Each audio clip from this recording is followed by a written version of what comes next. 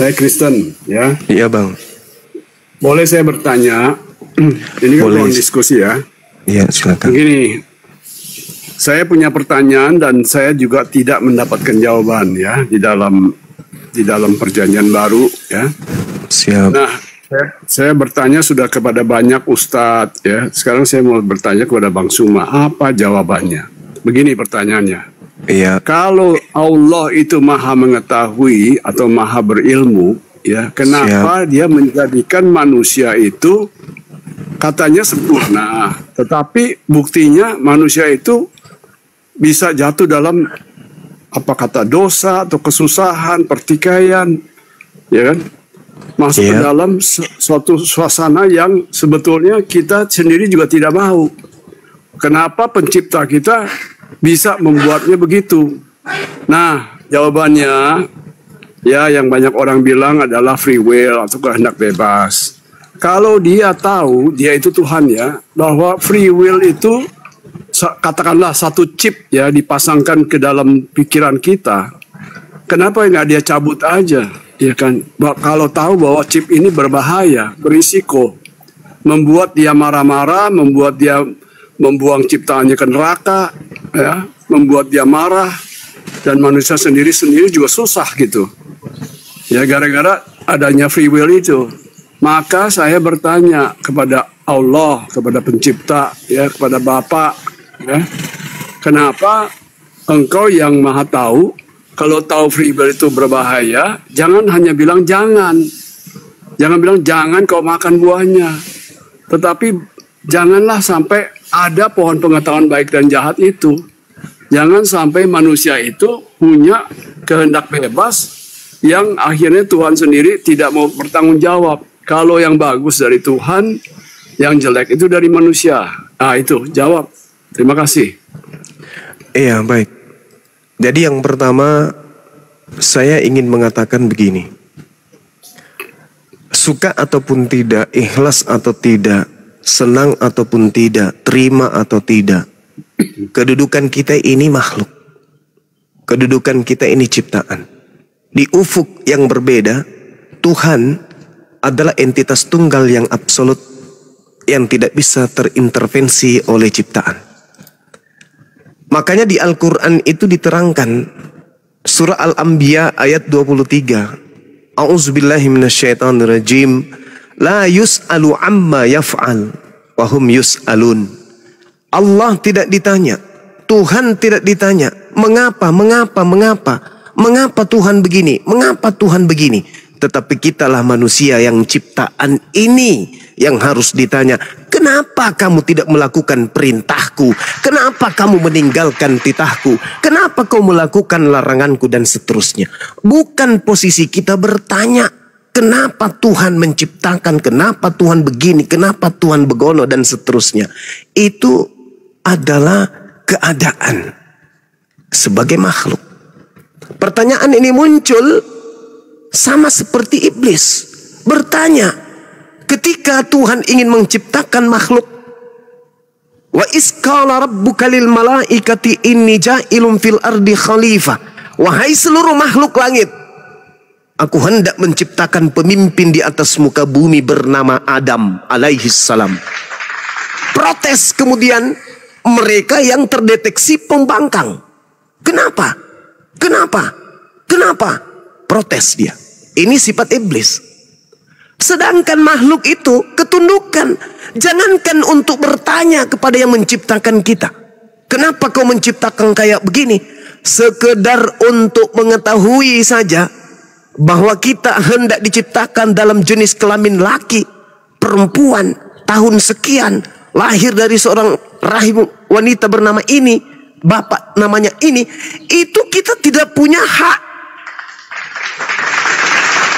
Bagi orang yang percaya akan adanya pencipta yang mengatur dia, maka dia akan tunduk atas segala aturan penciptanya. Terlalu jauh kita melangkah. Kenapa kemudian Tuhan menciptakan harus ada pohon baik, harus ada pohon jahat? Loh, kalau Tuhan tidak menciptakan itu bukan Tuhan namanya, itu tempe. Yang namanya Tuhan itu Maha kuasa. Tidak ada yang bisa mengintervensi dia. Makanya dia ahad. Entitas tunggal yang absolut, tidak ada intervensi dari manapun. Itu baru Tuhan. Sedangkan kita ini makhluk. Syukur-syukur kita jadi manusia. Kenapa ketika Tuhan menciptakan kita enggak jadi kera? Jadi sayur. Jadi buah-buahan. Yang hanya pelengkap daripada sosok pemimpin manusia. Bersyukurlah kita ini sebagai manusia, dicipta dalam bentuk fi aksari takwim, dalam bentuk yang sempurna. Jangan malah protes seperti iblis. Jadi ketika saudara bertanya, kenapa Tuhan yang Maha Kuasa ini tidak ini? Itu maunya kita. Tapi Tuhan tidak seperti itu. Inni a'lamu ma la ta'lamun. Aku mengetahui apa yang aku lakukan. Makanya apa yang kita lakukan di atas muka bumi ini atas intervensi pencipta kita, beliau Allah menyatakan apa? Fala ta'lamu nafsun ma ukhfi lahum min qurrah a'yun jazaa'an bima kanu ya'malun. Maka tidak seorang pun yang mengetahui apa yang disembunyikan, yang dirahasiakan, yaitu bagi mereka bermacam-macam kenikmatan sebagai pembalasan yang menyenangkan hati mereka terhadap apa yang mereka kerjakan di atas muka bumi ini. Aku Tuhan sudah menyiapkan segala macam kenikmatan, kebahagiaan yang tak bisa kau pikirkan dengan hatimu, pikirkan dengan otakmu itu. Saking nikmatnya, saking bahagianya. Harusnya ini yang kita kejar. Karena biar bagaimanapun kita protes, kenapa. Toh kita sudah ada jadi ciptaannya. Maka tugas kita sekarang, wa ma khalaqtul jinna wal insa illa liya'budu. Tugas kita hanya berserah diri, tunduk. Jangankan kita manusia ini, bumi ini pun tunduk. Alam semesta ini tunduk kepada esensi pencipta. Apatah lagi kita, hanya manusia yang sedikit kena hujan flu, sedikit tidak mandi panuan, sedikit kemudian kurang was-was perhatian kebersihan, kena kurap. Sedikit lagi kena jantung, stroke. Protes kepada yang Maha Kuasa. Tugas kita sekarang adalah berterima kasih. Telah diciptakan lubang hidung kita dua-duanya mengarah ke bawah, bukan mengarah ke atas. Musim hujan repot jaga hidung. Mata kita satunya di depan, dua-duanya di depan. Celaka kalau mata kita disimpan satu di pintu toilet. Kalau yang masuk laki-laki, setengah mati kita untuk nutup. Ini, kita kudu wajib bersyukur malah. Bukan mencari kenapa. Karena berjuta kata kenapa pertanyaan kita susun sampai ke langit pun tidak akan merubah kemudian kodrat yang sudah ditentukan oleh pencipta kita. Kita manusia. Maka kita harus tunduk kepada keadaan. Coba, 10 tahun yang lalu, kita masih gagah. Tahun sebelumnya kita masih imut. Sekarang kepala 3, kepala 4, kepala 5, kepala 6. Apa itu artinya? Kita ini manusia yang diatur oleh keadaan. Ada zaman di mana oksigen sudah ogak masuk ke rongga dada. Ada masa buah-buahan sudah tidak mau lagi memijak rongga perut kita. Ada masa perut bumi tidak mau dipijak lagi oleh kaki kita. Saat itulah kita kembali kepada Dia yang Maha Kuasa mengatur kita. Bertemu kita di sana. Langsung tanya, hei, kenapa lu menciptakan saya? Apa nggak ada kerjaan lain? Nggak seperti itu. Kita ini makhluk ciptaan. Saatnya beribadah. Saatnya kemudian menundukkan diri.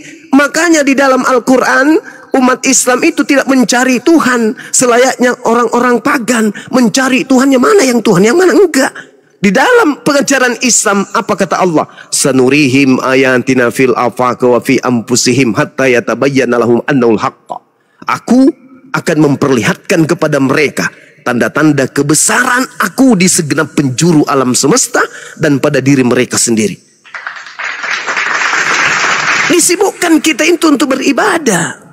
Karena kita sudah ada. Pita suara bukan dari kita. Alat deteksi rasa yang ada di lidah bukan kita yang susun. Rasa ngantuk, lempiasnya dengan tidur bukan kita yang buat.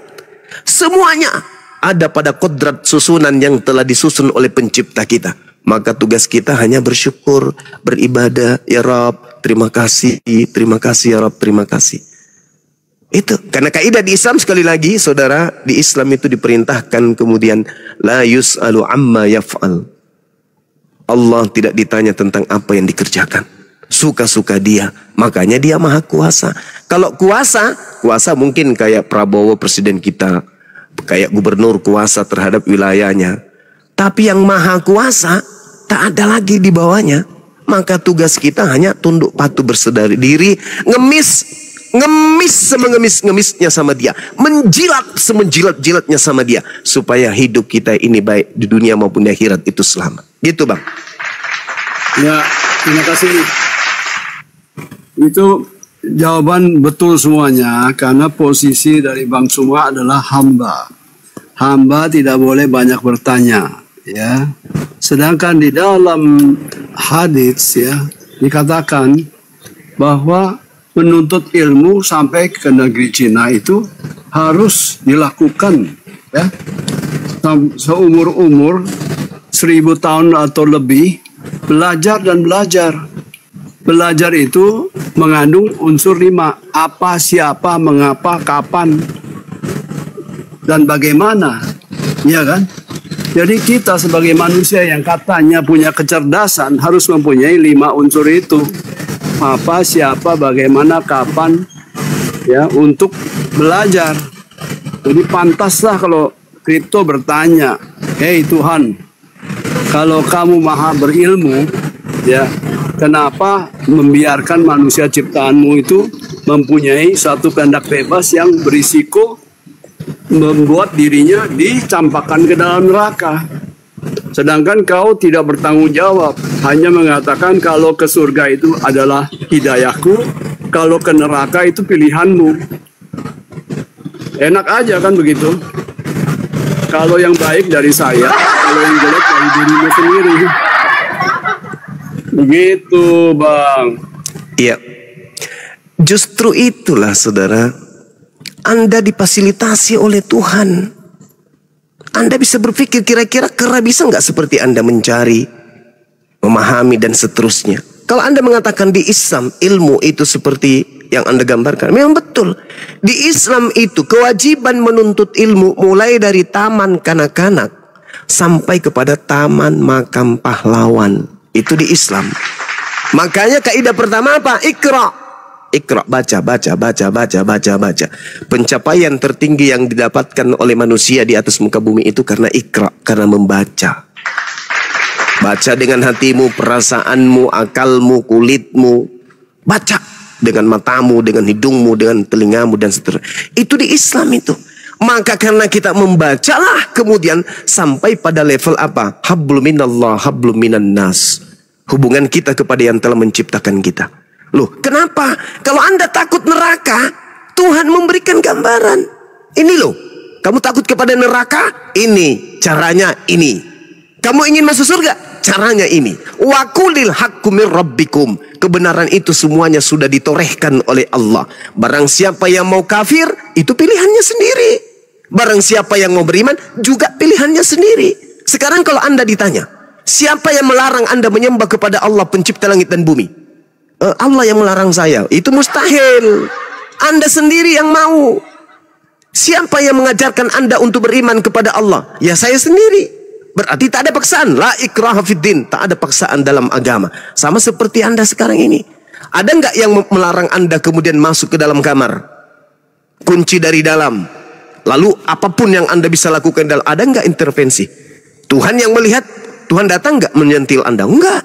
Malaikat yang ada di alam gaib menegur Anda? Enggak. Silakan Anda perlakukan apa yang Anda mau lakukan. Kehendak bebas. Sekarang kalau Anda tanya kepada monyet, nyet, ya paman, kamu pilih mana? Daftar Polwan atau daftar TNI? Monyetnya nggak bisa dia ngapa-ngapain karena tidak memiliki kehendak free will. Sekarang kalau laki-laki yang ditanya, lulus SMA, lulus S1, adek ini mau daftar TNI atau mendaftar Polri? Akalnya memilih. Dia memilih, ada potensi. Itulah manfaatnya kita dikasih akal supaya kita dibedakan dengan hewan. Kalau monyet ada nggak? Wahai monyet-monyet, berimanlah kalian, janganlah kalian minum tua. Ada nggak? supaya kalian tidak masuk ke dalam neraka. Ada nggak kepada monyet? Nggak ada. Kenapa? Karena nggak cocok. Yang cocok itu kita manusia.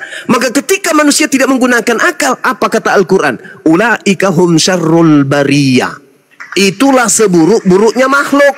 Dijabarkan kebenaran, diberikan semua kodrat ilmu, tapi malah mencari-cari. Kenapa? Kenapa harus ada neraka? Saudara, kalau tidak ada neraka, berarti tidak ada kejahatan.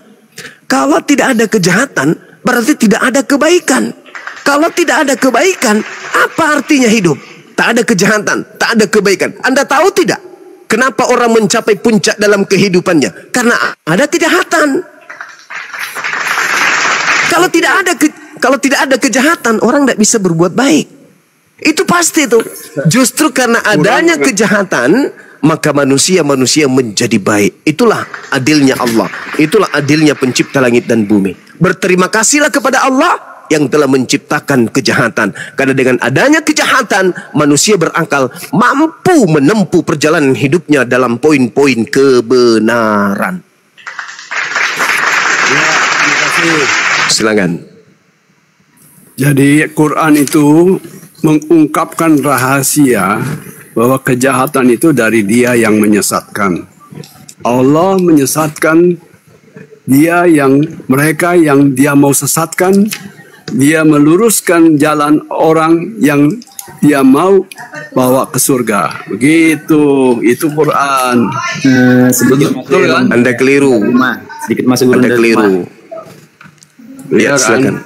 Nah, gini Bang Victor. Dialah yang lebih mengetahui siapa yang tersesat dari jalannya, dan Dia lebih mengetahui orang-orang yang mendapat petunjuk. Al-An'am ayat 117. Betul? Anda keliru memahami Al-Quran. Jadi gini, Al-Quran kemudian menjabarkan, hal unabbi'ukum ala man tanazzal syayatin. Maukah aku beritakan kepadamu kepada siapa iblis-iblis itu turun? Tanazzalu ala kulli afakin athim. Iblis itu turun hanya kepada setiap pembohong yang banyak berdosa. Orang yang jaga lisannya untuk tidak berbohong, iblis tak berkuasa pada dirinya. Kalau pembohong, disitulah iblis bekerja. Dan iblis ini hanya mendekati orang-orang yang gemar berdusta. Makanya di dalam Islam itu, untuk menangkal iblis yang suka berbohong ini, kita diajarkan doa. Wa qur rabbi a'udzubika min hamazatil syayatin. Ya Tuhanku, aku berlindung kepada Engkau dari bisikan-bisikan setan. Wa a'udzubika rabbi ayyakhdurun. Dan aku berlindung kepada Engkau ya Tuhanku, agar iblis ini tidak mendekati aku. Itu. Sedangkan iblis hanya datang kepada pembohong. Siapa pembohong ini? Ya, penyembah selain daripada pencipta langit dan bumi.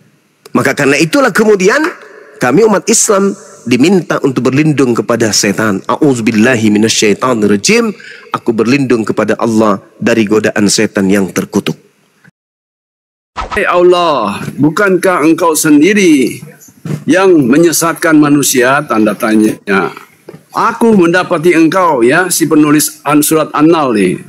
Aku mendapati Engkau berkata, dan jika aku menghendaki, niscaya Engkau menyesatkan, menjadikan kami satu umat saja. Tetapi aku menyesatkan siapa yang aku kehendaki dan memberi petunjuk kepada siapa yang aku kehendaki. Nah, ini penulis surat An-Nahl ini, bukan dari Allah, ya. Wahai Allah, ya.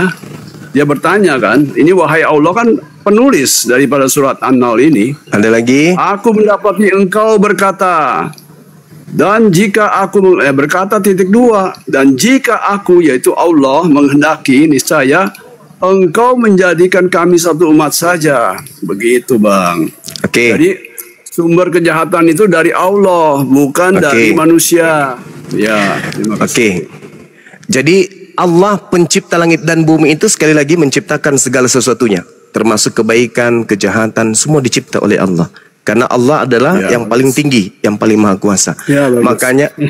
Makanya di dalam kitabnya Kristen itu jelas, ya, di dalam kitabnya Kristen 2 Tesalonika 2:11, Tuhan mendatangkan kesesatan sehingga menyebabkan orang-orang percaya kepada dusta. Yesaya 28, 15 sampai 16, Tuhan mendatangkan kemudian iblis. Yesaya 63, 17, Tuhan menyesatkan siapa yang dikehendaki. 1 Korintus 5, nomor 5, Tuhan mengutus iblis kepada Paulus supaya menggocok Paulus dan seterusnya. Itu kaidah, Bung. Itu kaidah. Pencipta langit dan bumi itu berkuasa atas segala sesuatunya. Sedangkan Al-Quran yang Anda kutip, walau sya'allahu la ja'alakum ummatan wahida, walakin yudillu man yasha wa yahdi man yasha wa la tus'alunna amma kuntum ta'malun. Dan jika Allah menghendaki, niscaya Allah menjadikan kamu satu umat saja, tetapi Allah menyesatkan siapa yang Dia kehendaki. Siapa yang dikehendaki oleh Allah untuk disesatkan? Orang yang tidak menggunakan akal, orang yang memang suka kepada kesesatan, orang yang tidak mau mendengarkan kebenaran. Coba, apakah pencipta langit dan bumi itu terkutuk? Tidak. Apakah yang digantung di salib itu terkutuk? Terkutuk. Kenapa Anda sembah? Oh, karena Dia menebus dosaku. Ayo, siapa yang ngajarin Anda berkata seperti itu? Itulah yang disesatkan orang-orang yang memilih kesesatan. Allah memilih menyesatkan siapa yang mau disesatkan. Siapa yang mau disesatkan oleh Allah? Orang-orang yang memang memilih kesesatan. Dan Allah menghendaki memberi petunjuk kepada siapa yang Allah kehendaki beri petunjuk. Siapa yang Allah kehendaki beri petunjuk? Orang-orang yang menggunakan akal sehat. Tidak dibalik. Tidak dibalik oleh Allah. Makanya dikatakan waqulil haqqu mir rabbikum. Siapa yang mau beriman silakan, siapa yang mau kafir silakan. Jadi Allah menyesatkan yang sesat dan Allah kemudian memberi petunjuk kepada yang mau menerima petunjuk. Kamu jangan salah memahami Quran. Sabar. Kamu jangan salah. Saya ingin menyimpulkan. Pertanyaan saya kepada saudara. Pertanyaan saya dan jawaban saudara inilah jawaban dari pertanyaan saudara. Siapa yang mengajarkan Anda menyembah sosok yang tergantung terkutuk di atas salib? Jawab. Siapa yang mengajarkan? Allah Subhanahu wa taala, Tuhan saya, atau Anda sendiri? Jawab.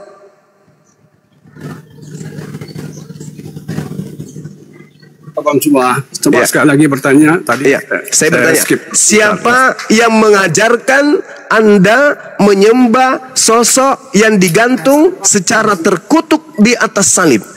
Allah Subhanahu wa taala yang mengajarkan Anda atau Anda sendiri? Begini. Jangan begini, menyalibkan itu jangan begini. Ahli-ahli Jangan begini. Saya minta Anda menjawab pertanyaan saya sebagai jawaban dari pertanyaan saudara. Siapa yang mengajarkan Anda untuk menyembah sosok mati terkutuk di atas salib? Allah Subhanahu wa taala kah yang mengajarkan Anda untuk menyembahnya, sosok terkutuk ini, atau Anda pilih sendiri? Silakan. Sosok terkutuk itu adalah seorang pendosa. Saya ulang pertanyaan saya, tengoklah kan. Inilah yang dikatakan Al-Quran. Walakin yudillu man yasha'u wa yahdi man yasha'. Ini Al-Quran. Al-Quran saya semakin benar. Sekarang pertanyaan saya kan adalah jawaban daripada pertanyaanmu. Siapa yang mengajarkan Anda? Sabar dulu. Siapa yang mengajarkan saudara menyembah sosok Kristus yang mati terkutuk di atas tiang salib? Apakah Allah Subhanahu wa taala yang mengajarkan Anda menyembah sosok itu, atau itu pilihan Anda sendiri? Silakan. Kami tidak punya Tuhan yang namanya Allah Subhanahu wa taala. Iya, justru berarti dengan kata lain, bukan Allah Subhanahu wa taala yang mengajarkan Anda menyembah sosok terkutuk di atas tiang salib. Selesai kita. Inilah yang dikatakan oleh Al-Qur'anul Karim.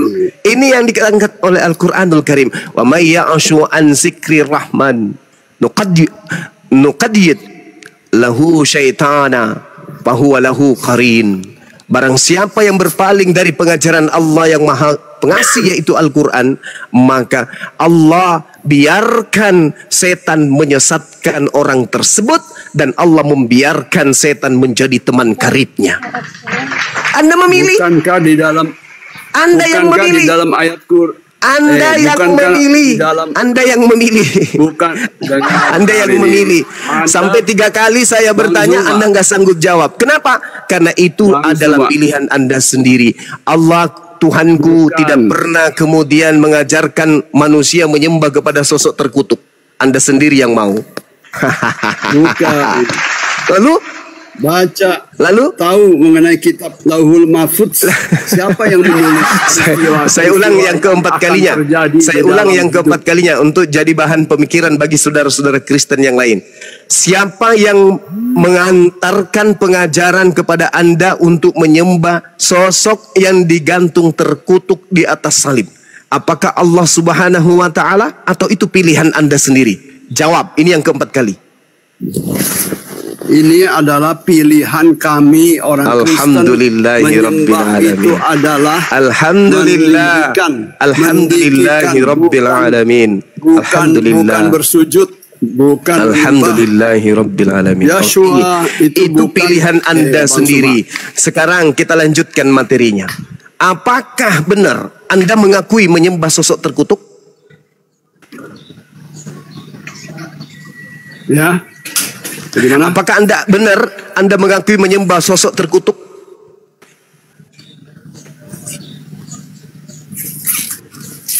Macet. Ya memang siapa yang melanggar hukum Taurat itu terkutuk, siapapun, Bang Suka. Ya, bukan siapa. Ya, apakah siapapun. benar Anda menyembah sosok terkutuk? Itu pertanyaan saya.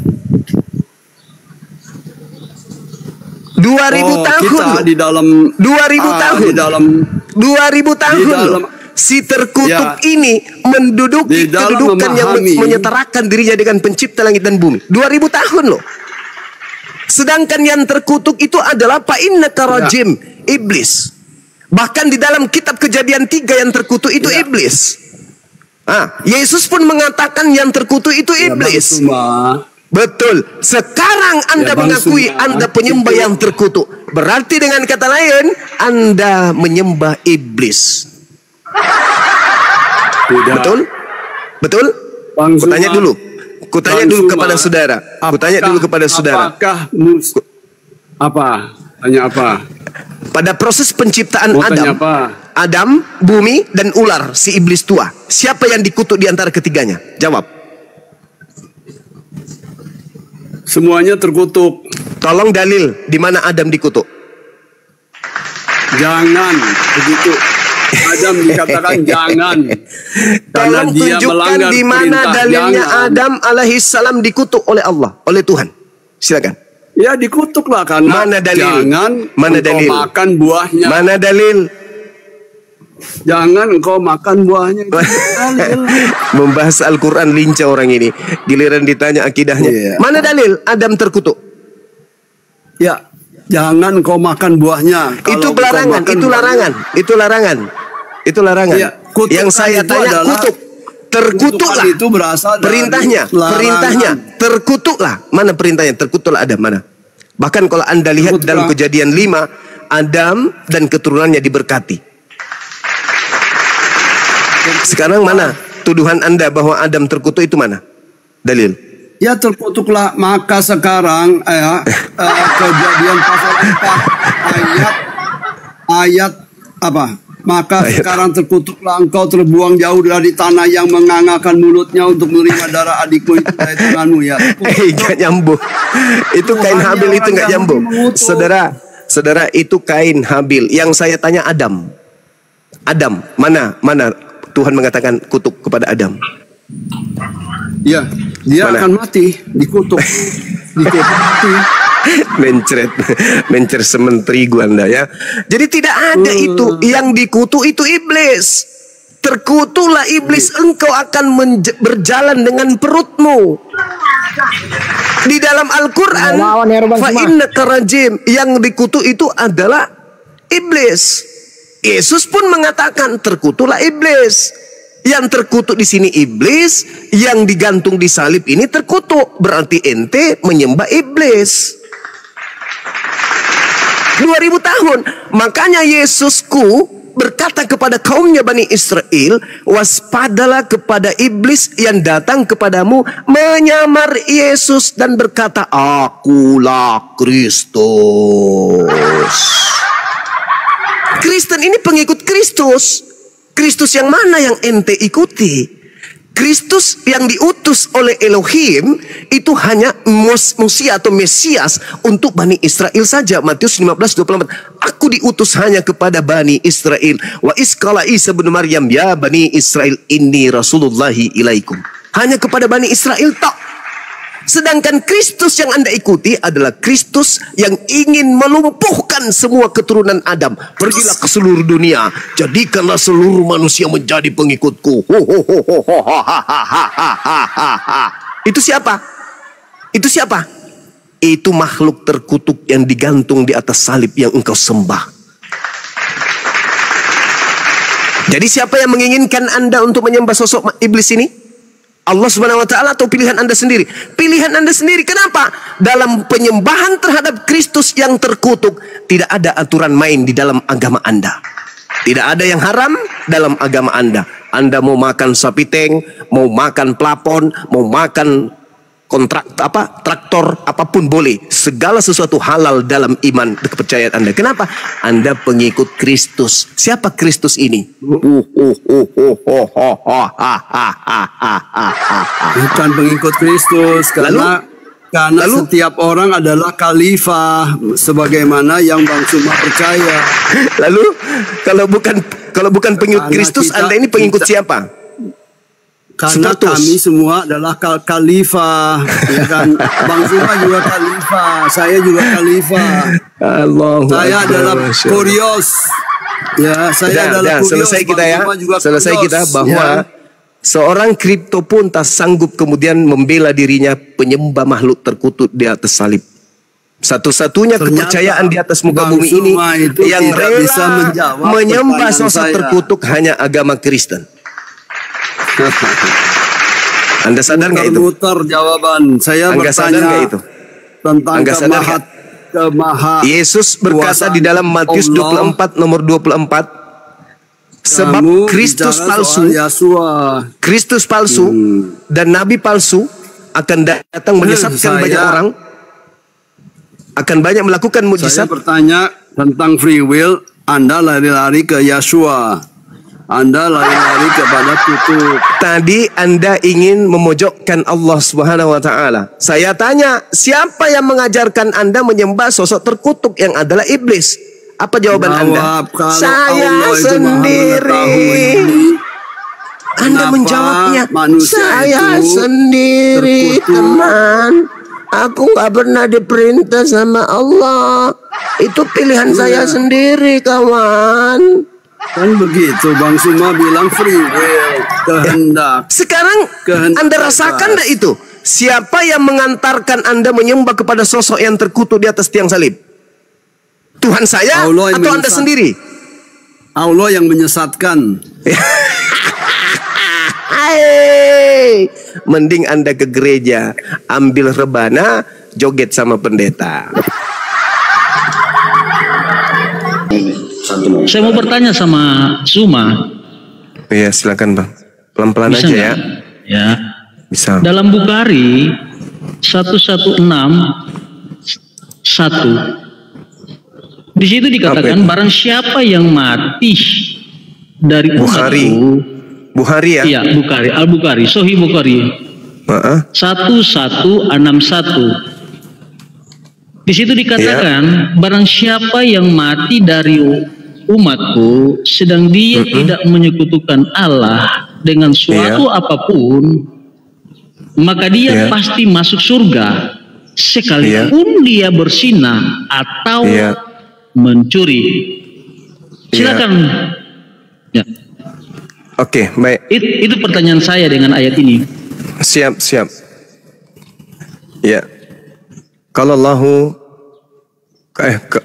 Rasulullah Sallallahu Alaihi Wasallam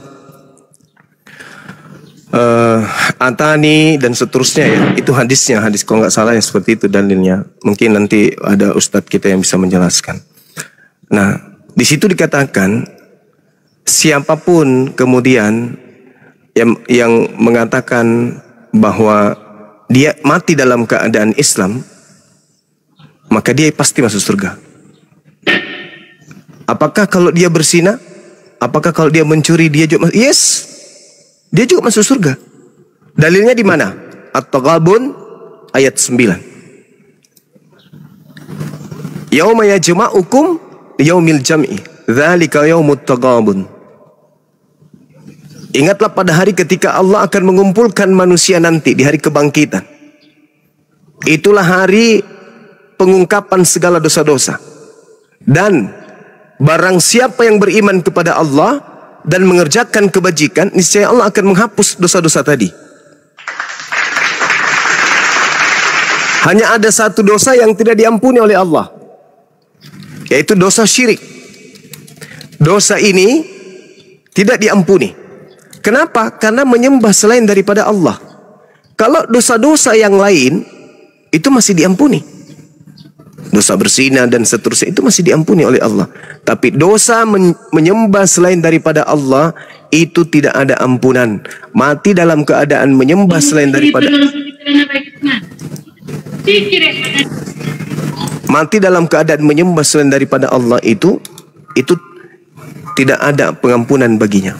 Kekal di neraka. Sedangkan kalau dia memiliki dosa berzina, mencuri, itu masuk surga, masih masuk surga selama mereka ini tidak menduakan Allah, tidak menyembah selain daripada Allah. Innallaha la yaghfiru ayyushraka bihi wa yaghfiru ma dun dzalika liman yasha. Wa may yusyrik billah faqad iftara itsman azima.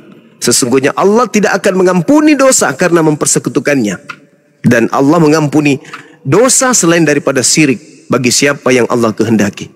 Barang siapa mempersekutukan Allah, maka sungguh dia telah berbuat dosa yang besar. Jadi ketika Anda membawa hadits tadi, itu betul. Makanya iblis itu cara kerjanya apa? Cara kerjanya ketika umat Islam ini agar bisa mencicipi kemudian dosa neraka, mereka kemudian dibisikkan untuk melakukan kemaksiatan. Tapi supaya mereka kemudian kekal di neraka, iblisnya mengajak kemudian anak keturunan Adam menyembah selain daripada Allah. Kalau orang Islam masih berzina, hanya taraf berzina, hanya taraf mencuri, mereka bisa diampuni oleh Allah. Bisa. Iblis merasa gagal kalau umat Islam itu hanya berzina, hanya mencuri. Gagal iblis itu. Iblis harus bisa menjadikan umat Islam itu murtad menjadi Kristen. Karena kalau di Kristen itu sudah pasti kekal di neraka, nggak ada jalan keluar lagi. Itu yang ada dalam Al-Quranul Karim. Innal ladzina kafaru min ahlil kitabi wal musyrikina fi nari jahannam khalidina fiha abada. Kekal orang Kristen itu di neraka. Tapi kalau umat Islam mati, misalnya dia masuk neraka untuk dicuci dosa yang tadi, maka setelah dosanya itu bersih, dimasukkan kembali ke dalam surga. Karena dosanya tidak mensekutukan Allah. Yang menyekutukan Allah, yang menyembah selain Allah, itulah yang kekal di neraka. Lebih apa? Ketika saya mendengar penjelasan dari Suma tadi, di mana Suma ya membenarkan apa yang dikatakan oleh Bukhari, di mana sekalipun tidak menyekutukan Allah, ya tentu orang yang dalam Islam itu ketika dia meninggal masuk surga dengan catatan sekalipun dia berbuat dosa, apakah itu dikatakan penipu, mencuri, dan berzina. Tetapi kalau kita melihat apa yang disampaikan oleh Bukhari, di sini memiliki standar ganda. Kenapa saya katakan memiliki standar ganda? Karena dikatakan walaupun kita tidak menyekutukan Allah, ketika kita meninggal, kita akan masuk surga.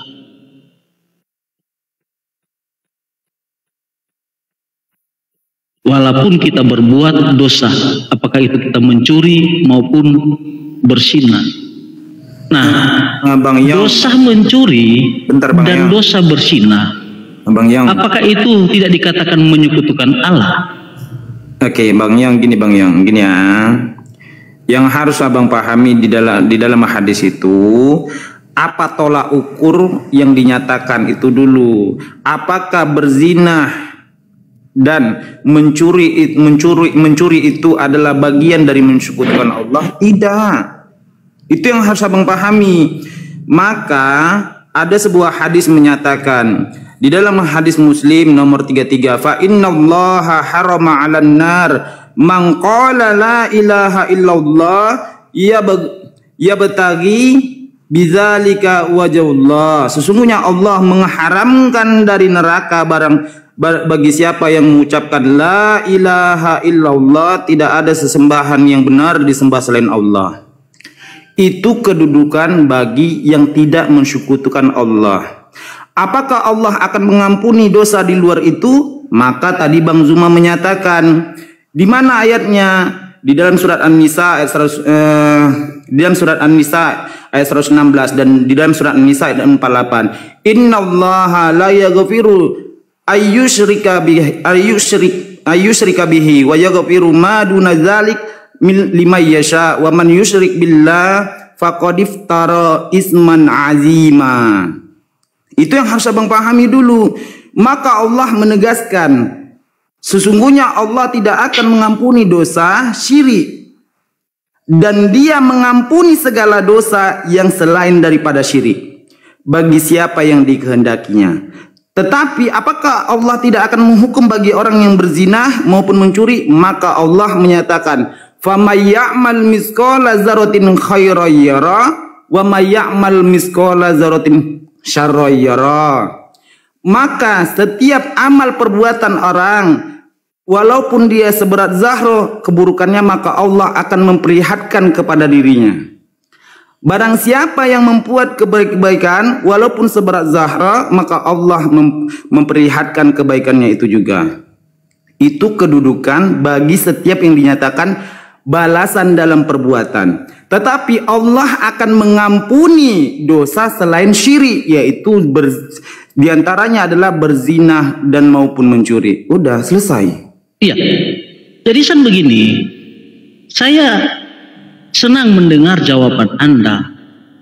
Tetapi ketika kamu menjelaskan seperti ini, saya mau katakan sama kamu, apakah mencuri atau berzina itu tidak menyekutukan Allah?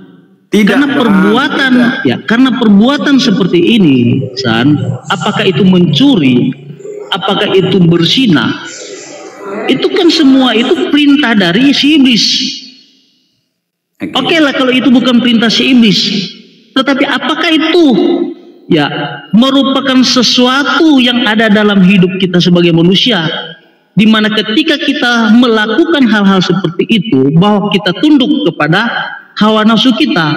Karena begini, dalam surah 45 atau surah Al-Jasiyah pasal Al-Jasiyah ayat 23, di situ dikatakan, maka pernahkah kamu melihat orang yang menjadikan hawa nafsu sebagai Tuhannya dan Allah membiarkan mereka? Artinya ketika kita menuruti segala hawa nafsu kita, berarti kita menyekutukan Allah dengan cara-cara yang tidak berkenan di hadapan Allah. Sebentar. Apakah itu mencuri? Apakah itu berzina? Saya akan jawab ya Bang ya. Ini kembali kepada pertanyaan namanya free will yang tadi ditanyakan oleh Bang Kripto. Sebagaimana Allah telah menjelaskan di antara perumpamaan manusia, di mana itu? Di dalam surat Muhammad ayat 3. Zalika bi annal ladzina kafaru tabaul batil wa annal ladzina amanu tabaul haqqa mir rabbihim kadzalika yadribullahu linnasi amsaluhum. Itu yang harus abang pahami dulu. Kedudukan manusia itu sudah dibagi oleh Allah sendiri. Sebagaimana yang demikian itu karena sesungguhnya orang-orang kafir mengikuti yang batil atau yang sesat, dan sesungguhnya orang-orang yang beriman mengikuti kebenaran dari Tuhan mereka. Demikianlah Allah membuat perumpamaan bagi manusia. Itu yang harus abang pahami. Ya, apakah ketika apakah ketika kamu menyatakan berzinah itu adalah menyekutukan Allah? Tidak, Bang. Berzinah itu adalah kehendak bebas terhadap manusia itu yang dinyatakan kepada Allah, yang mana sudah diangkat tadi di dalam surat An-Nahl ayat 93. Walau sya'allahu laja'alakum ummatan wahida la walakin yudillu may yasha wa yahdi may yasha walatas alunna amma kuntum ta'malun. Dan kalau Allah menghendaki, niscaya Dia menjadikan kamu satu umat saja. Tetapi Allah menyesatkan siapa yang dikehendakinya dan memberi petunjuk kepada siapa yang dikehendakinya. Dan sesungguhnya kamu akan ditanya tentang apa yang kamu telah kerjakan. Itu yang harus abang pahami. Apakah berbuat zina adalah salah satu kehendak dari Allah? Tidak, bang. Maka Allah sudah menyatakan di dalam Al-Quran. Di dalam Al-Quran sudah dinyatakan, zalikal kitabul la raiba fihi hudal lil muttaqin. Itulah Al-Quran, petunjuk bagi seluruh umat manusia, bagi orang-orang yang bertakwa. Zalikal kitabul la raiba, tidak ada keraguan di dalamnya. Itu yang harus abang pahami. Nah, abang mengangkat sebagaimana di dalam surat Al-Jasiyah ayat 23, maka pernahkah kamu melihat orang yang menjadikan hawa nafsunya sebagai Tuhan? Maka abang harus pahami dulu ayat sebelumnya, sebagaimana di dalam surat Al-Jasiyah ayat 18. Summa ja'alnakum ala syari'atin minal amri fattabi'ha wa la tatabbi'ah walladzina la ta'lamun la ya'lamun. Kemudian kami jadikan kamu berada di atas suatu syariat, peraturan dari urusan agama, maka ikutilah syariat itu, dan janganlah kamu mengikuti hawa nafsumu, dengan mengikuti hawa nafsu orang-orang yang tidak mengetahui. Apa contohnya yang mengikuti hawa nafsunya? Ketika tidak adanya perintah untuk menyembah selain Allah, maka dia termasuk mengikuti hawa nafsunya. Itu yang harus abang pahami. Ya, jadi begini, San. Memang manusia ketika diciptakan oleh Allah, maka manusia itu memiliki free will. Atau dengan kata lain kehendak bebas. Sebentar bang, sebentar. Abang tetapi begini, San. Sebentar, apakah bang, kehendak bebas itu? Sebentar. Abang menyatakan berbuat zina adalah salah satu bagian mensekutukan Allah. Apa dalam bagian berzinah yang mengakibatkan menyekutukan Allah? Saya mau tanya dulu, bang. Iya, yang mengakibatkan manusia itu menyekutukan Allah dengan cara berbuat zina, bahkan mencuri. Bang, abang kan perbuatan zina. Sebentar. Bahkan saya perbuatan mencuri. Definisi menyekutukan Allah apa, bang? Saya mau tanya dulu. Ini kan merupakan. Enggak, jawab dulu, bang. Definisi ini menyekutukan kan Allah, jawab dulu, bagian bang. Enggak, jawab dulu, bang, pertanyaan saya. Menyekutukan Allah itu apa, bang, definisinya? Yang menuruti hawa. Bang, jawab dulu pertanyaan saya. Abang bilang berzina adalah bagian dari menyekutukan Allah. Saya mau tanya, definisi menyekutukan itu apa, bang? Jawab dulu, bang. Nah, itu jawab dulu, bang. Ya, biar diskusinya berjalan ya. Apa bagian dari definisi menyekutukan Allah mengenai berzina ketika kita tunduk terhadap hawa nafsu kita sendiri. Saya perlu abang menyampaikan apa definisinya. Sebutkan definisi menyekutukan. Itu saja, bang, jawab. Kan dalam Al-Jasiyah ayat 23 sudah menjelaskan bahwa orang yang menuruti hawa nafsunya itu adalah Tuhan bagi mereka. Berzina adalah bagian dari menyekutukan Allah. Saya mau bertanya, apa definisi menyekutukan? Jawab. Berarti Allah Subhanahu wa taala mengizinkan orang berbuat zina dan berbuat saya gitu loh. Izin Ustaz Hasan. Ya, sorry teman-teman, di tempat saya tiba-tiba aja PLN ini kehilangan roh, jadi sempat mati beberapa menit, rohnya kembali, ya bangkit, PLN-nya bangkit kembali ya. Saya mendengarkan paparan saudara Ion yang tidak didasari oleh kaidah, dia hanya akal-akalan. Yang disebut syirik itu menyembah selain daripada Allah, mempertuhankan. Berzina itu tidak ada hubungannya dengan mempertuhankan. Nafsu yang dimaksud di sini adalah orang-orang di luar Islam seperti Anda. Itu yang dimaksud. Anda mempertuhankan nafsu Anda, menyembah kepada makhluk yang terkutuk di atas salib. Apakah ada perintah? Tak ada. Jadi apa yang mengantarkan Anda menyembah kepada makhluk yang terkutuk ini? Ya nafsu. Itu yang dimaksud oleh Al-Quran. Jadi jangan Anda mencampur adukkan seakan-akan Anda itu paham Al-Quran. Enggak. Anda hanya manusia yang mencoba untuk mengambil sedikit keuntungan dari terjemahan Al-Quran. Jadi di Islam itu saudara, yang dimaksud syirik menyembah Tuhannya Bani Israel, menyembah juga sosok yang digantung di atas salib. Sehingga yang dimaksud syirik ini Anda, karena Anda mengakui Tuhannya Bani Israel, itu sudah betul itu. Tetapi sayangnya Anda menaikkan level iblis yang digantung di salib sebagai sehakikat dengan Tuhannya Yahudi. Itu syirik tuh, itulah yang kekal di dalam neraka. Kalau berzina itu enggak, mencuri itu enggak ada hubungannya. Emang orang berzina itu menyembah kepada yang disinahi? Enggak. Yang dimaksud syirik itu cakupannya mempertuhankan, mengibadahi sosok di luar daripada hakikat pencipta langit dan bumi. Itulah aliteng. Itu aliteng agama Anda yang menyatakan bahwa makhluk terkutuk yang ada di pohon salib itu setara dengan pencipta. Itu yang tidak diampuni oleh Allah. Tapi kalau dosa-dosa yang lain diampuni, bahkan umat terdahulu diampuni hanya dengan mengorbankan kambing, sapi, lembu dan seterusnya. Bahkan dengan membakar kotoran sapi dosa-dosa mereka diampuni. Dosa yang mana? Dosa yang pencabulan, persinahan, pencurian dan seterusnya. Itu, jadi jangan Anda menjelaskan sesuatu yang Anda tidak punya kapasitas. Lebih baik Anda menjelaskan iman Anda. Yang bagaimanakah Anda ini diarahkan sudah 2000 tahun menyembah makhluk terkutuk yang adalah iblis. Mending itu Anda bahas daripada Anda masuk ke kaidah Islam. Sudah jelas-jelas tadi kami sudah menerangkan, para guru kami sudah menjelaskan di sini, innallaha la yaghfiru ayyusyraka bihi wa yaghfiru ma dun dan seterusnya. Dosa diampuni seluruhnya kecuali satu, yaitu mempersekutukan. Nah, itu di Kristen. Tuhannya Yahudi Anda akui dengan sebutan Bapa, Elohim dan seterusnya. Tapi Anda melantik juga si sosok yang terkutuk ini sebagai Tuhan. Berarti Anda menduakan Tuhan. Nah, itu yang dimaksud di dalam Al-Quran. Jadi kalau kapasitas masih anak TK, janganlah mencoba untuk membahas materi-materi mahasiswa. Gitu saudara, silakan. Iya, tadi Suma mengatakan bahwa mencuri dan berzina itu merupakan satu kasus yang tidak menyekutukan Allah.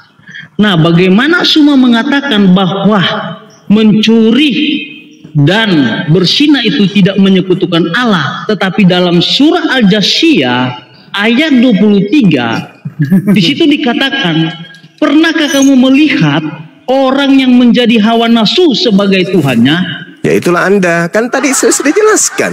Jadi ketika itulah seseorang menuruti hawa nafsu, itulah Anda. Nafsu yang dimaksud di situ adalah orang yang memperturutkan hal-hal keinginan yang jasadnya Allah. Apakah untuk itu mencuri? Aduh, kapasitas itu Anda. Berzina, sebentar Bang. Itu merupakan bagian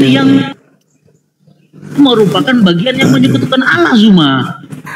Saudara Gurunda Zuma mungkin dia diberikan contoh aja dengan simpel. Gini, Bang Yong, kami akan memberi analogi yang sederhana. Ketika kamu menyembah Yesus, apakah menurut perintah Tuhan atau menurut hawa nafsumu? Jawab.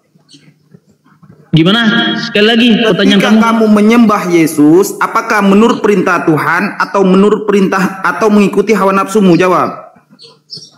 Perintah Tuhan dan kita tunduk kepada Dia. Di mana perintahnya? Iya. Di mana perintahnya untuk menyembah Yesus? hawa nafsu itu. Hawa nafsu itu. San, gini San. Gini San. Yesus. Ini San. Itu yang disebut hawa nafsu.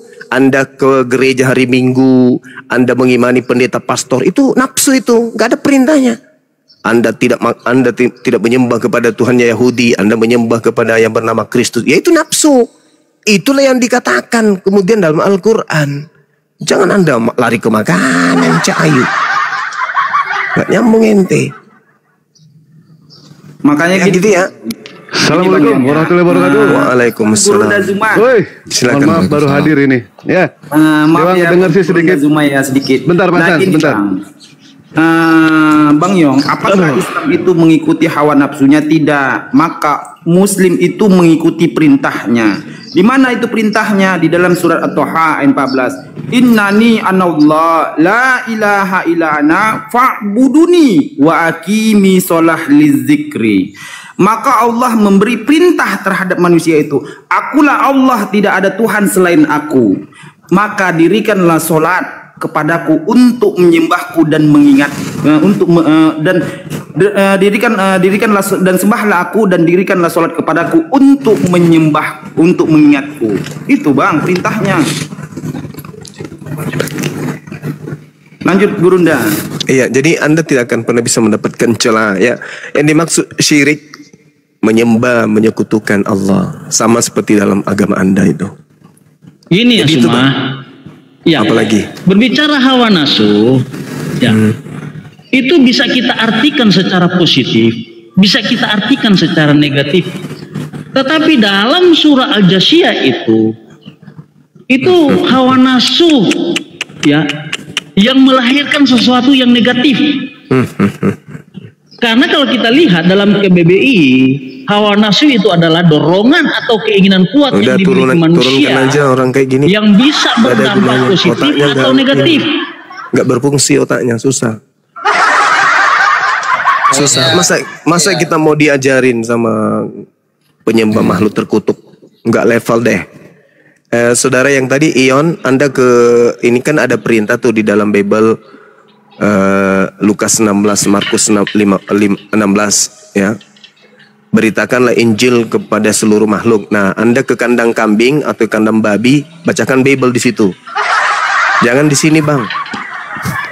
Jangan di sini. Anda mau sok tahu di hadapan kami tentang Al-Quran, nanti yang kena dahak melengket di mata Anda. Jangan sok tahu kalau Al-Quran di hadapan kami. Mending Assalamualaikum warahmatullahi. Waalaikumsalam warahmatullahi wabarakatuh. Selamat pagi. Aku ini Bang Zuma, Bang Sarip. Semalam kena ban aku bahas tentang ya yang ada di sono di Siriwi. Nanti ya Bang ya. Diskusi bang. Apa sih orang-orang ini ya? Cobalah kalau misalnya Ustadz kita UAS sedang menjelaskan, tiba-tiba Anda motong di tengah. Saya bukan Ustadz sih, tapi kan ini forum, ini komal, ini ruang. Kita lagi diskusi teman-teman. Kita lagi menjebarkan, tadi barusan ada yang kita turunkan. Naik ke sini, ya kita tahu Anda baret merah, kita hargai. Tunggulah sampai selesai. Kan ada adab juga kita kan, dalam Islam itu. Jangan karena hanya ingin supaya suaranya juga tampil di tengah-tengah kita, nafsunya terlalu tinggi. Ini ada ribuan bahkan ratusan ribu bahkan jutaan umat Islam juga yang ingin tampil sebagai narasumber loh. Tapi mereka punya adab gitu. Gitu ya teman saya yang tadi ya. Nah, untuk saudara Ion, di dalam kitab Anda Markus 16, beritakanlah Injil kepada seluruh makhluk. Daripada Anda ceramai kami di sini, ilmu Anda cuma KBBI dan dua kata yaitu hawa nafsu di dalam terjemahan Al-Quran. Anda ingin kemudian menjelaskan Al-Quran ke kami, lebih baik Anda ke kandang domba, kandang sapi, kandang babi, kandang anjing, bacakan Bible di situ. Itu lebih bagus. Jangan ajari kami terjemahan Al-Quran. Ya, kami nggak suka. Kalau kami sudah menjelaskan, guru-guru kami di sini sudah menyampaikan isi Quran, dengarkan. Anda tidak punya hak untuk membantah. Kenapa? Ilmu Anda nggak nyampe. Karena disiplin ilmu Al-Quran itu banyak. Tidak seperti di Bible. Apa disiplin ilmu untuk memahami Bible? Ya harus ada Roh Kudus di dalam dirimu. Itu aja. Apa bukti kalau kalian sudah punya Roh Kudus dalam tubuh kalian? Apa bukti? Sedangkan pendeta dengan pendeta lain cakar-cakaran. Mana Roh Kudus yang benar? Pendeta A atau pendeta B? Nah, itu cuma halusinasi. Jadi saran saya, kalau Anda ingin bertanya di Komal Islam tentang Al-Quran, Anda dengarkan. Karena pasti kaidah ilmunya dapat. Jangan Anda membantah, seakan-akan Anda lebih tahu, cuma modal KBBI. Nanti Anda kena dahak di mata. Gitu, sorry teman-teman. Jadi Anda tidak punya kapasitas. Jangankan membahas tentang Al-Quran, membahas Bible aja, Anda nggak ada ilmu. Lagi bahas Al-Quran. Gitu saudara Ion. Ya, jadi yang dimaksud syirik itu adalah orang yang mempertuhankan sosok yang digantung terkutuk. Dan di sisi lain mengakui Tuhannya Yahudi juga. Nah itu yang dimaksud syirik. Saya kira begitu teman-teman sekalian. Maaf saya tegas, saya keras kalau orang yang sok tahu tentang Al-Quran. Mending dia keras sampai berdarah-darah mempertahankan Bibelnya daripada dia sok tahu di depan kita membahas tentang terjemahan. Ingin rasanya ku sobek mulutnya orang-orang kayak gitu. Sobek, benar-benar sobek sampai kerahang di belakang. Kalau bahas Bibel dia sok pintar, nggak apa-apa itu kitabnya. Tapi kalau sudah bahas Al-Quran dia seakan mau menggurui kita. Untung bukan langsung di dunia nyata. Ya, silakan sahabat yang lain. Boleh izin menaikkan lagi yang lain ya, Bang Juma? Iya, silakan. Teman kita juga yang tadi yang naik, yang kita turunkan itu kalau ada yang mau disampaikan. Ya ini apa sih Dewa nambahin dikit ya. Tadi Dewa pengen ngehantem juga ya. Cuma karena ada sesuatu yang dikerjain sama Dewa ya. Nah inilah si Iyong ini ya. Dia itu membaca yang namanya Al-Quran cuma separoh, mengerti cuma seperempat, tapi kalau berbicara double-nya luar biasa dia itu. Allah mengajarkan kepada kami menyekutukan saja dari tadi dia tidak tahu. Bayangkan ya Iwan Pila ya. Kita gunakan akal sehat. Nabi sesat tolong ini dulu. Nabi Paulus tolong. Yang namanya menyekutukan Tuhan itu tidak ada tempat yang namanya di surga. Apalagi membunuh Tuhan. Pikir di situ. Menyekutukan saja tidak boleh. Apalagi membantai Tuhan atau membunuh Tuhan. Coba pikir pakai otak di situ ya. Sependek ilmu pengetahuan kami sebagai umat muslim, yang namanya Tuhan itu disembah, yang namanya Tuhan itu dimuliakan, yang namanya Tuhan itu diagungkan. Tapi ini Tuhan dihinakan sama mereka. Menghujat namanya itu Bang. Ya sebentar Bang Nabi ya, sebentar ya. Aduh, jadi lupa lagi. Udah, Bang Nabi silakan. Bantah pernyataan saya kalau punya ilmu. Menyekutukan Tuhan itu tidak ada tempat di surga. Kristen bukan hanya menyekutukan Tuhan, bukan hanya mempoligamikan Tuhan, tapi Kristen membunuh Tuhannya. Di mana tempatnya surga? Dengan cara seperti itu. Silakan bantah. Kalau ente punya ilmu. Yang saya tanya dulu, nanti kita masuk di situ. Kamu saya sudah kalau tidak ada. Oh, ambil tema baru. Baik. Izin Bang Dewa mungkin Gurunda mau. Kalau kamu agamamu punya dalil, ayo. Kita bahas namamu yuk. Nabi sesat itu siapa, mau nggak? Wih, nabimu. Iya, kita bahas boleh nggak? Oke, boleh. Oke. Tolong tunjukkan dalil di dalam Al-Quran yang membahas tentang nabi palsu atau nabi sesat. Silakan. Dalil nggak ada di dalam Quran dalil apa? Oke, nggak ada dalam Al-Quran. Ada nggak di dalam Bible tentang nabi palsu? Di Al-Quran nggak ada. Oke, lolos berarti. Sekarang di Bible ada nggak tentang nabi palsu? Kan bukan kayak gitu, nggak ada tertulis. Memang nabi palsu. Ya sabar, kita nggak boleh mengatakan palsu kalau tidak ada dalilnya, saudara. Nah, sekarang mari kita buktikan. Apa yang menjadi rujukan kemudian Anda mengatakan nabi palsu? Bible atau Al-Quran? Quran. Tadi tidak ada di Al-Quran. Gimana ini? Tidak tertulis, tapi palsu. Yang mana ini? Kenapa Anda tidak berani? Kenapa nggak berani menggunakan Bible tentang nabi palsu? Sama kamu, di mana Allah SWT berfirman kepada Muhammad langsung? Tidak begitu caranya. Nabi palsu itu tidak begitu, saudara. Nabi palsu itu, kalau Anda mengatakan seperti itu kaidahnya, di mana Yotehipape berfirman kepada Paulus? Kenapa ada 13 buku dia bawa? Itu kan? Di mana Yotehipape berfirman kepada Paulus? Ayo jawab. Di mana Yotehipape berfirman kepada Lukas, kepada Markus? Jawab. Kena ginjalmu kan? Kena ginjalmu kan? Kena ginjalmu. Langsung buang Nabi aja palsu, karena nggak nyambung. Ya, Nabi palsu itu di dalam uraian pengajaran Yesus. Waspadalah kepada nabi-nabi palsu yang datang kepadamu. MU sama dengan mu sama dengan Bani Israel. Murid-muridnya yang hidup di abad pertama. Berarti nabi palsunya datang di abad pertama. Matius 24 nomor 4, nomor 24, Lukas 21 nomor 8. Dan jelas dikatakan dalam Yeremia 23, nabi-nabi palsu itu berasal dari Yerusalem. Selesai. Silakan teman-teman. Ini si Iyong mau naik lagi Gurunda, naikin atau jangan-jangan lah ya. Nggak usah, kalau dia nggak bisa, nggak pakai otak, nggak usah, percuma.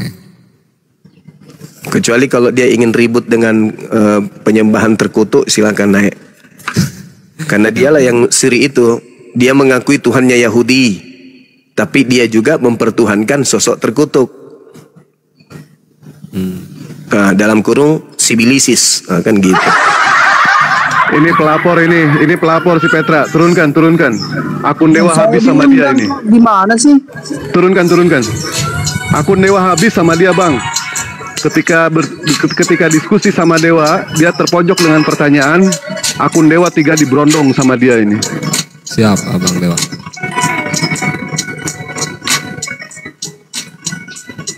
Ayo oten yang ada otaknya silahkan naik. Saya angkat telepon dulu teman ya. Sabar. Siap Gurunda. Iya, para pendeta kenapa nggak boleh naik ya? Yang naiknya jemaat semua, bagaimana nih? Iya, jemaat semua ini yang naik. Iya, itu pun parah kali. Ayolah para pendeta naiklah ya, diskusi sama Gurunda kami. Bukti kalian itu agama benar, ayo. Siapa yang naik bro? Siapa lu bro? Gak tahu, dia naikin sama hostnya. Dia teh, assalamualaikum, selamat pagi. Dia teh, assalamualaikum, selamat pagi. Turun, udah mau repot dulu. Belum apa-apa udah ngopi. Ya yang di bawah sambil dibantu di tap-tap ya, di polo-polo juga akunnya Gurunda Juma ini yang baru karena udah banyak kena tombak juga. Oh ya di polo-polo juga aja semua yang ada di atas. Terima kasih, jangan lupa di tap-tap, di share juga. Ya Dania, assalamualaikum, selamat pagi. Ada yang mau disampaikan?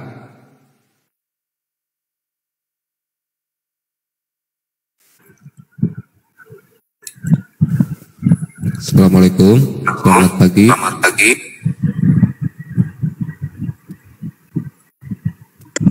Ya, Dania nggak jelas kayaknya. Ya, buat para bapak-bapak pendeta ya, ini Gurunda kami ada di atas, siap menampung diskusi ya, siap berdiskusi secara santun ya dan bermartabat. Kalau bisa jangan para jemaat lah yang ada yang naik ya, mempermalukan Kristen ya. Para pendeta silakan naik ya, buktikan kalian itu agama benar, iman kuat, ayo bertarung dalam keilmuan gitu, by data ya, jangan congong-congoran kayak tadi. Si Nabi mau naik lagi, mau naik lagi, cuman kan gak ada datanya. Kan tadi dia udah bilang di Al-Quran gak ada menjelaskan, terus apalagi Nabi? Ya assalamualaikum, selamat pagi Kak Seri. Oh jangan, oke, nggak dinaikin lagi, aman, tenang, nggak usah dinaikin. Siap abangku yang di bawah. Ya ini musuh ya, Sri Rahma, Bu Sri. Oke. Dalil apaan nggak ada di Al-Quran Nabi?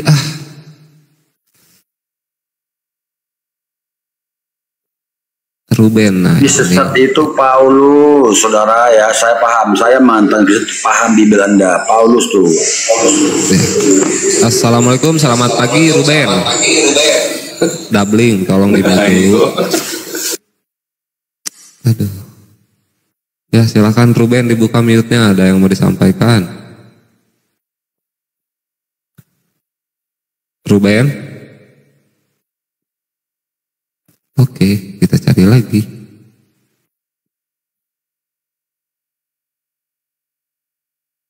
Aktif 14.000 pengikut. Assalamualaikum, selamat. Oten jangankan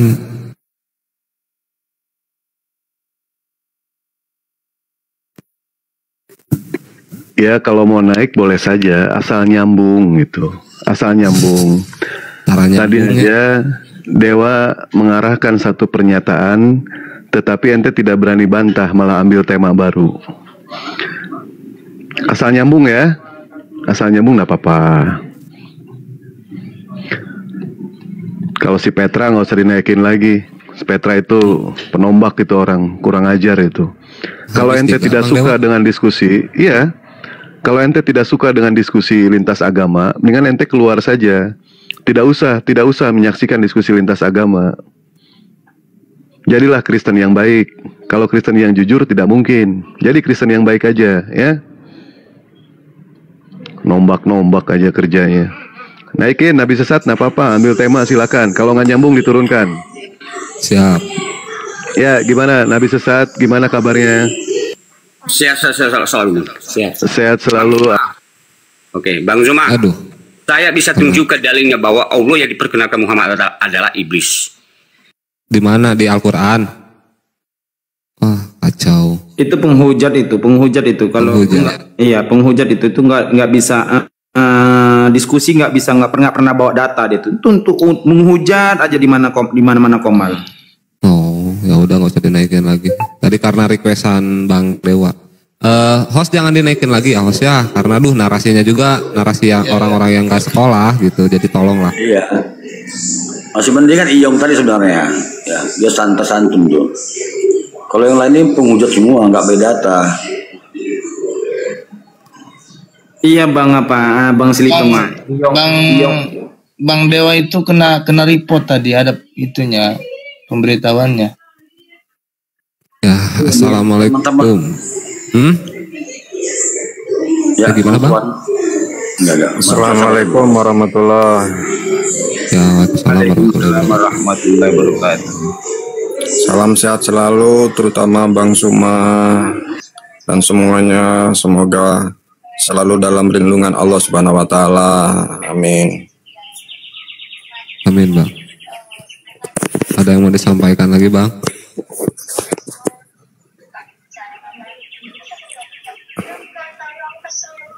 Bang Tuan, ada yang mau disampaikan lagi?